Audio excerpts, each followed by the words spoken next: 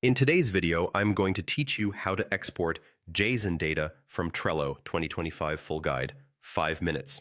Exporting JSON from Trello is a quick way to back up your board, move data to another tool, or analyze it in spreadsheets and scripts. JSON is simply a structured text format that preserves your board's details in a way other apps can read.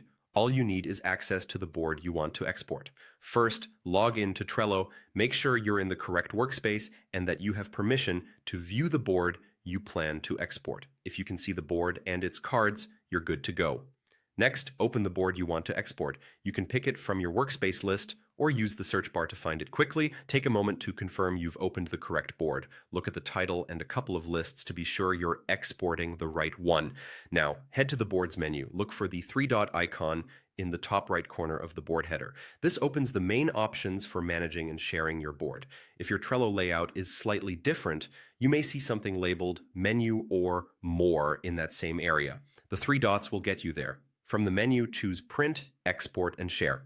This section contains options for saving and sharing your board outside Trello. It's the place Trello groups all export-related tools so you can find them easily. Then click Export as JSON. Trello will generate a structured snapshot of your board's data. Depending on your browser, this may either start a download automatically or open a new tab showing the raw JSON.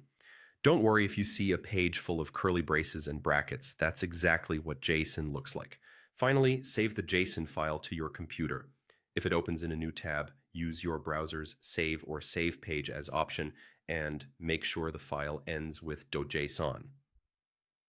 If a download dialog appears, choose a clear file name, something like board name and date, and select a secure folder you'll remember. Keep in mind that the export can include card titles, descriptions, checklists, labels, due dates, and member references, so treat it like any other sensitive project data. And that's it. You've logged in, opened your board, used the menu to find Print, Export, and Share, selected Export as JSON, and saved the file.